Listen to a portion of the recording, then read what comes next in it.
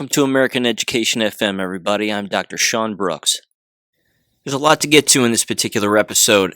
First of all, though, I do want to thank Dr. Angie Farella for being on the podcast last Friday. Remarkably informative, incredible episode, and I'd love to have her back again. So if you haven't listened to that, please go back and listen to that, and again, share it wherever you want. Just a lot of valuable information in there, without a doubt. Having said that, there's a particular subject here, a number of subjects, of course, that I want to bring up, and some audio too, but this particular, I don't know what I'd call it. It's certainly a phenomenon, but it's consistently happening, and now it's happening in endless avenues in the sport field, and it frankly shouldn't shock anybody because there are multiple motives as to why this is happening. So the thing that's happening is you have individuals who are allegedly testing positive for being quote-unquote COVID positive, whether they've received any shots or not, which again should prove to everybody that not only the tests are faulty, but the shots are poison, and they have nothing to do with anything other than permanently disrupting and compromising a person's immune system. But specifically within the realm of sport, there have been some remarkably suspicious things that have occurred here, and it's undeniable. I understand that to a person who's in the matrix, who sees this or thinks it and doesn't spend any time thinking about it, or casually just looks at a title and goes, "Oh, that's sad, that's unfortunate, too bad for them." But there's more to this than what meets the eye. And this is where people's minds have got to go. This is where the thought process has to take them. So I'm going to start off with this first story, which occurred 3 weeks ago, and then I'm going to bring it right to today. 3 weeks ago, which I'm sure everybody's aware of, but the PGA golfer Jon Rahm was ceremoniously, so to speak, and certainly singled out for one reason or another, and I'm going to get into what those particular reasons may be here in a second, but the clip that played on television, and I don't watch sports anymore, and I used to watch that tournament and even attended it once or twice, 3 times maybe, but never before in the history of man has such a thing occurred where a person will, quote-unquote, test positive for an illness that is less deadly than the flu or a common cold, and then the camera zooms in on them as these masked marauders show up around him, tell him that he's tested positive for COVID and that now he has to withdraw from the tournament after he had a 6-shot lead after 36 holes in the tournament. So again, at face value, to a non-awake person, an individual would say, "Well, that's really unfortunate. He should have gotten the shot. He didn't get the shot. That's too bad. That's his fault, dummy." And then that's the end of it. To the observational eye, an individual would have to say, "Wait a minute. Why is it that Jim Nantz is on television announcing this to the whole world, that he tested positive, as these masked intruders are showing up just off of the green to whisk Jon Rahm away after having the lead in a golf tournament?" It's beyond suspicious. But it's not suspicious, again, to the individual who doesn't know what's going on. To an individual who doesn't know what's going on, it just looks like an unfortunate, or I don't know what you would call it. But once you just dig just a little bit, you start to realize, wait a minute, maybe there's way more to this. And there always is more to it, because that alone is odd. That the screen would zoom in on him and the masked people that were taking him away and whatever. I mean, I know I'm repeating myself here, but it's that weird. It's that weird. It's almost like the Building 7 stuff on 9/11, as the BBC was reporting on it having fallen before it fell. It's that kind of odd thing. So I thought to myself, yes, this is clearly propaganda. And then my mind went to, maybe he's being paid. Maybe he's being paid to take a propaganda dive in order to, quote unquote, encourage more people to get the vaccine.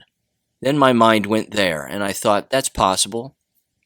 And then I thought, maybe he's just the odd man out, and everybody around him is really controlling the situation, and maybe he's just not bright enough to actually see what's really going on.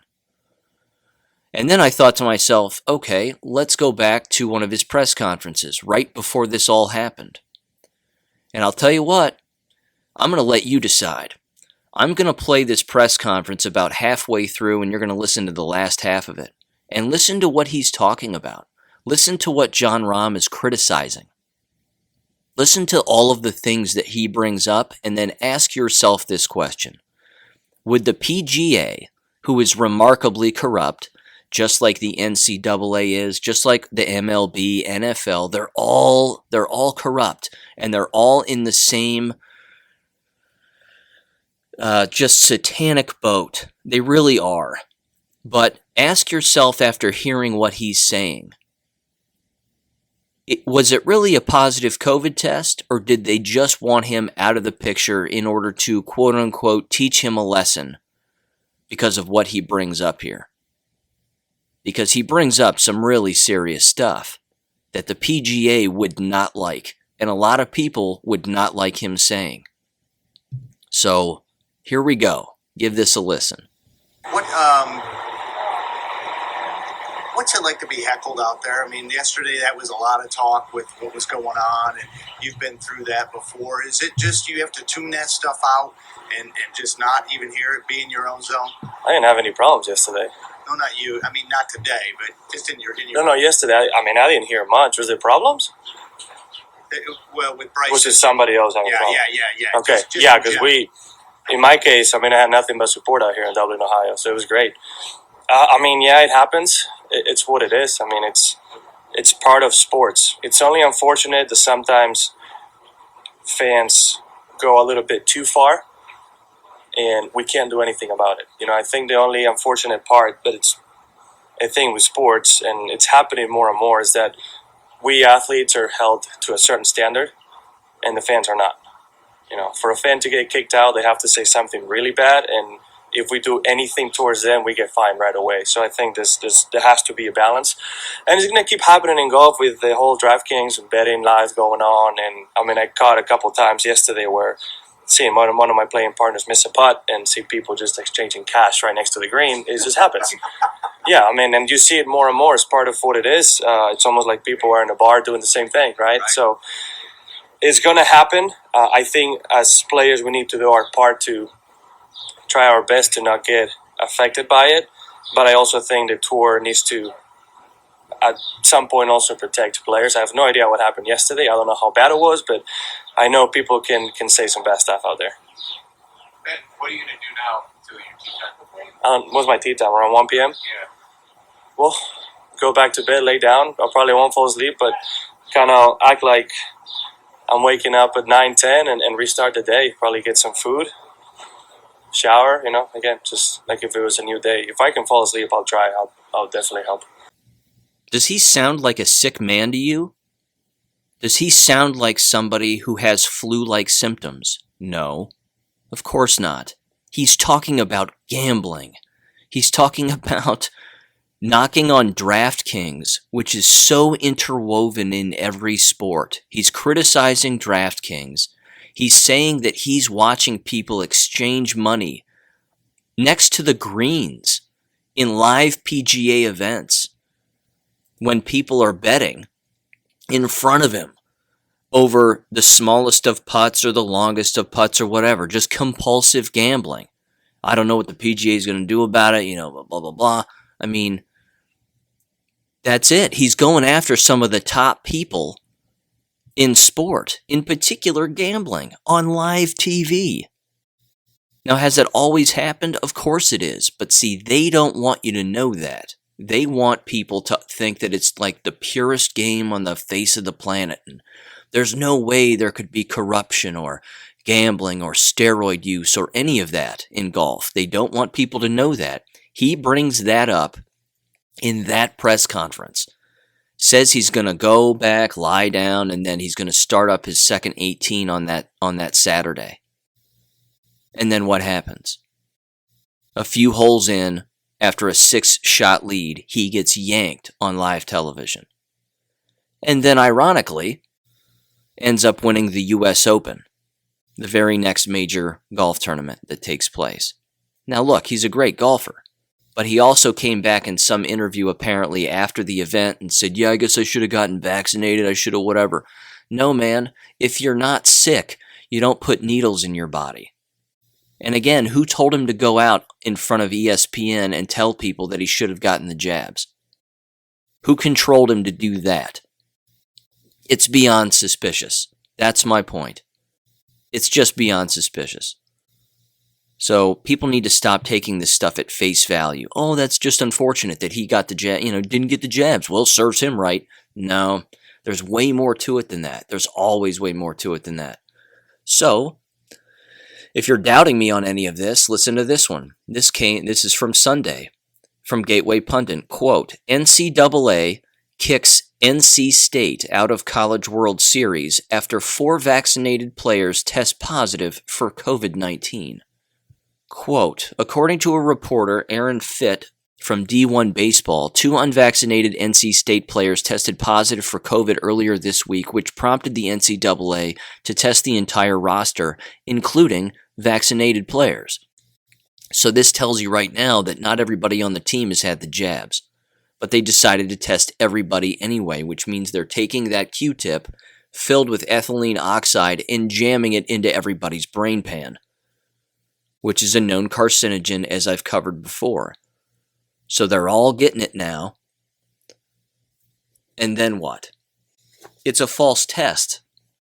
It doesn't test for anything. So then it came back and said 4 vaccinated players tested positive. And they were booted from the College World Series in the middle of the night. It says healthy, fit college guys were denied a chance of a lifetime to play in the College World Series because of COVID tyrants. The fix is in. They said it here in the Gateway Pundit. It's one sentence. The fix is in. It is fixed. The whole thing is fixed. This is the reason actually I stopped watching sports. I read 2 books on sports corruption. And then, of course, you learn about the history of bread and circus and whatever. You're watching a charade. The entire thing is just a giant put-on. All of it's fixed. I remember I used to wonder myself, why did I never win at the dog track? I would go to a dog track from time to time, but I'd never win. And then I talked to a person who owns dogs that race dogs, and that was it. That was the end of it. I heard them talk, and they just went, yeah, the whole thing is fixed. You want to make a championship dog slow, you feed it before a race. Pretty simple. You want to make a dog slow, you keep it awake longer than it wants to stay awake. You play with the dog and tire it out a little before the race. That's it.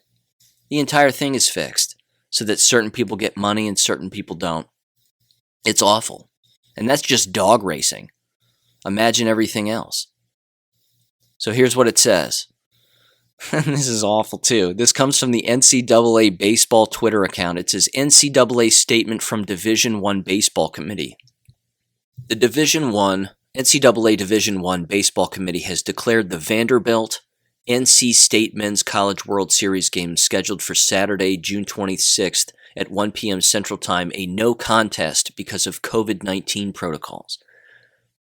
Now, they just flat out forfeited NCAA's chance to enter the finals of the College World Series, and what school got to go? Vanderbilt. If you're not familiar with the history of Vanderbilt and that name and that family name, my recommendation is that you look into it, because it's not the greatest thing in the world. It says this, quote, the NCAA Division I Baseball Committee has declared the Vanderbilt NC State Men's College World Series game scheduled for Saturday, no contest, blah, blah, blah. This decision was made based on the recommendation of the championship medical team And the Douglas, the irony is just perfect. They call themselves the championship medical team, and these people don't know anything. It's just awful. The championship medical team, that's me. Okay. Team into the Douglas County Health Department. As a result, Vanderbilt will advance to the College World Series finals. The NCAA and the committee regret that NC State's student athletes and coaching staff will not be able to continue in the championship in which they earned the right to participate. So they just told them, we're pulling you even though you earned the right to be there.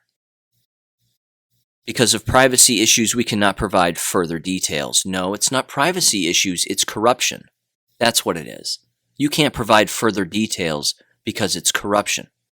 Here's what it says. D1 Baseball reported the following, quote, NC State is making just the third College World Series appearance in program history, but its quest for the championship will end one win shy of its first ever trip to the College World Series. This is an unprecedented event in the history of college baseball, but we've seen other teams eliminated from the NCAA tournament under similar circumstances this year.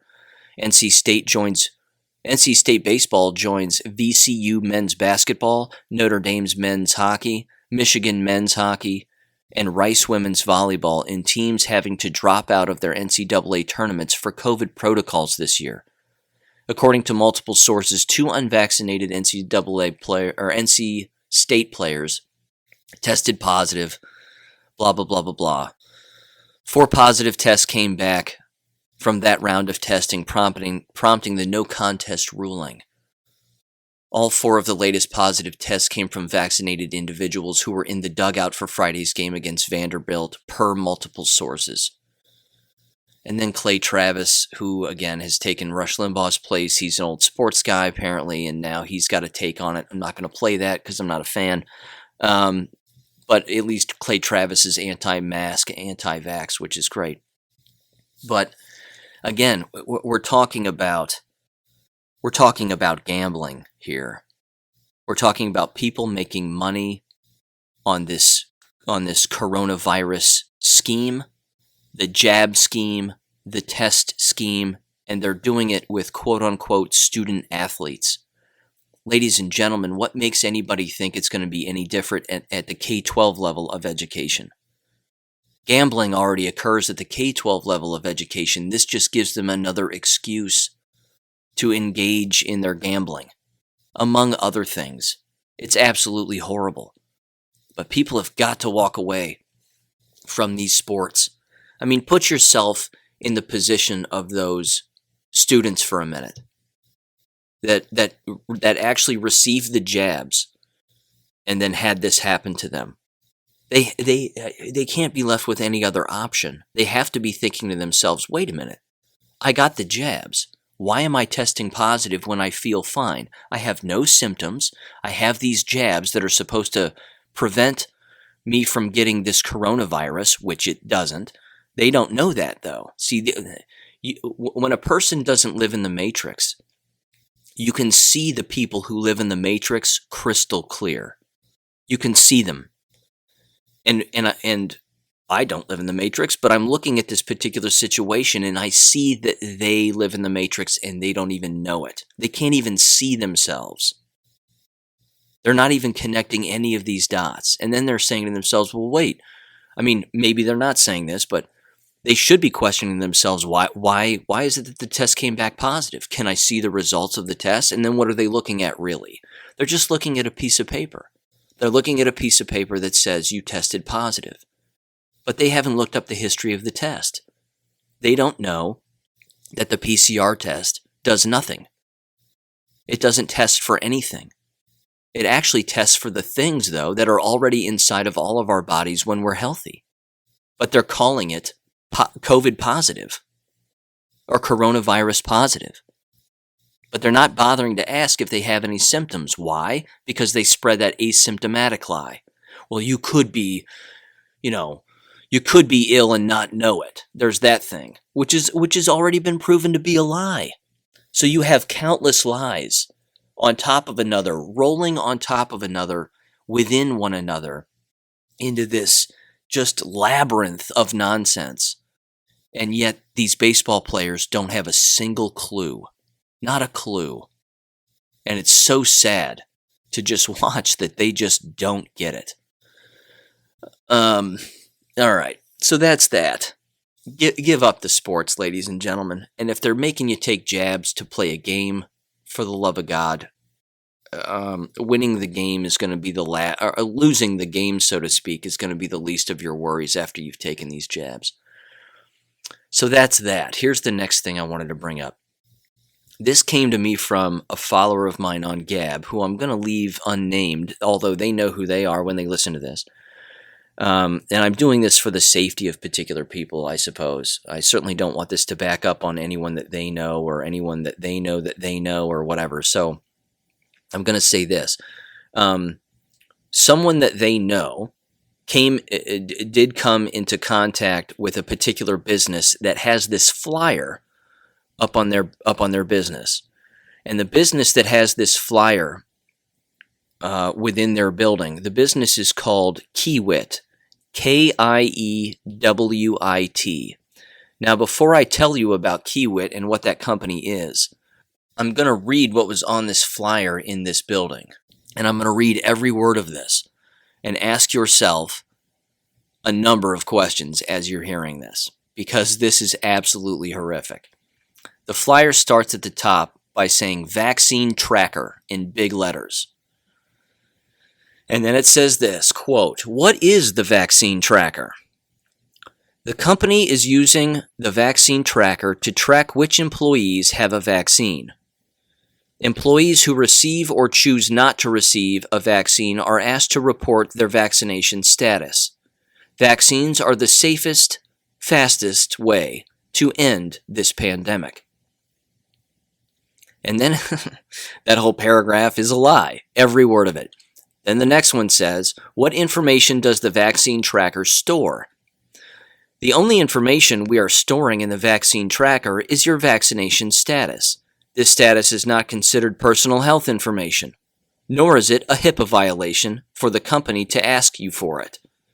Only a few people have access to the database at each location, and the information will be shared on a limited need-to-know basis." That entire paragraph is frightening because every line of it is a lie. Every single line of that paragraph is a lie. Then the next one says, "Why are you asking for this information?" It says, "Tracking this information is important because it helps us make decisions on our protocols."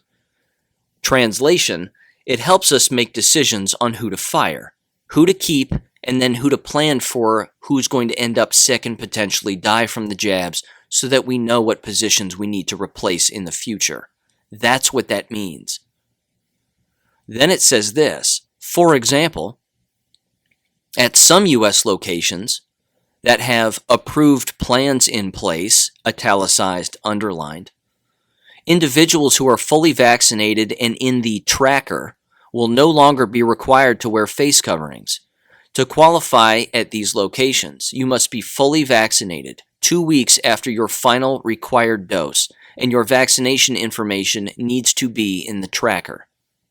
And then there's a QR code at the bottom, and then it says this. I kid you not, you can't make this. You can't make up this website. The name of this website is ridiculous. It says to report your vaccination, scan the QR code below or visit covid19.nobodygetshurt.com. You can't make this up. This reads like a horror pamphlet and a really bad joke. So, Kiewit. Who is Kiewit? Pretty simple stuff. Basic DuckDuckGo search. Kiewit is number 36 in America's largest private companies in 2020. Kiewit is one of North America's largest and most respected construction and engineering organizations. With its roots dating back to 1884, the employee-owned organization operates through a network of subsidiaries in the United States, Canada, and Mexico. Now listen to this. Kiewit offers construction and engineering services in a variety of markets, including transportation, oil, gas, and chemical, power, building, water waste removal, industrial, and mining. And their sales and revenue are $10.3 billion. This is huge.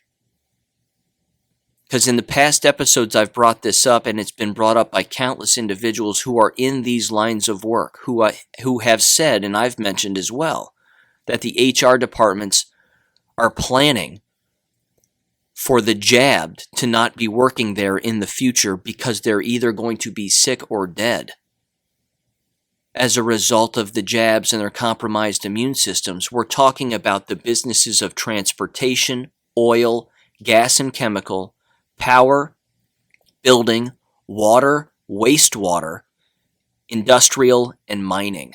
Which means, what about those businesses? What's going to happen with those businesses in the future? It's just awful. It's beyond awful.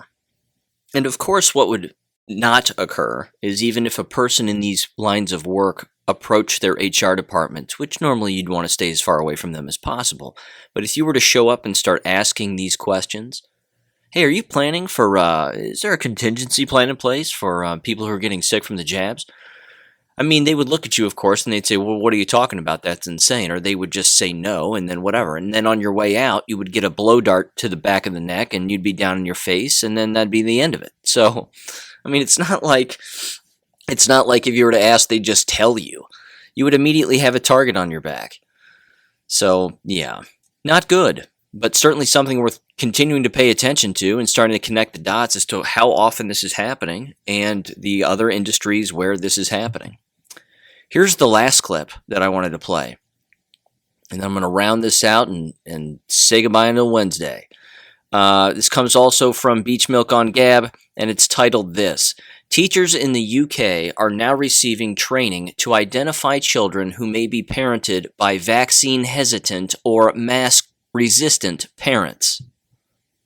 The training likens such parents to domestic terrorists and requires teachers to report them to the authorities for investigation and potential removal of children from the household. And you can't make that up either. So here's the audio. I wanted to bring this to more people's attention. I have a relative that is a teacher, and this week she underwent a training session that is a regular yearly training session on safeguarding for children. She went through an e-learning 25-page layout, and on the last slide, it was about COVID amongst extremist subject. What the government has mandated for head teachers to train and teach their own teachers is that they are trying to equalise terrorist activity or far right or Islamic fundamentalist as an example, how to spot whether a child comes from that kind of family. They are equalising it with anti-vaccination and anti-mask wearers. They're starting to roll this program out now. The headmaster of this particular school was very uneasy giving this part of the teaching of the program because he himself wants to get rid of the masks within the school that he works in. But by clearly having to give this program, this training session, it was obviously he had been told from above that it was mandated from the government. So, this to me, I feel is huge, and I feel that people need to be aware. It's not by accident. In September, they want headmasters to be involved with the pushing of a vaccination. And then the clip ends there. The point is it's totalitarianism 100%. We're way past Nazis. We're way past Marxism. We're talking about Bolshevism and turning children into police against their own parents, but at the same time indoctrinating teachers into being police of children in order to be police of their families. The only option here, if it's even available in the UK, is homeschooling. That's the only option. It's the only option. How on earth could you send your children to these schools knowing any of this, knowing that any of this is happening? It's the only thing that would crumble K-12 schools in America, which is what I've said a million times here, is non-participation. Now, I don't know how it operates over there. I really don't. But this is next level. And the question people have to ask themselves is when are they going to stop playing this? Because the totalitarians are moving forward step by step by step. And they're getting away with it because they know that they can. Because there's not enough pushback, there's not enough removal, there's still way too much participation, and there's not enough people saying no. So having said that, I just wrote an article for the American Classroom on Substack. Please check that out. I will link the description directly to that article in the description below. And please give that a read. It's a quick read. It's informative. I think the writing is on the wall here with what's going to happen in a lot of avenues in higher education this coming fall, and certainly in the spring and winter. But I think it's all there, and it gives you an opportunity to at least think about it for a while. And it has to do with, again, the conformists and the nonconformists in the battleground of totalitarianism. So other than that, catch you Wednesday. Thanks for listening. Talk to you then. Thank you for listening to American Education FM. Make sure and check out AmericanEducationFM.com for more information. Take care and God bless.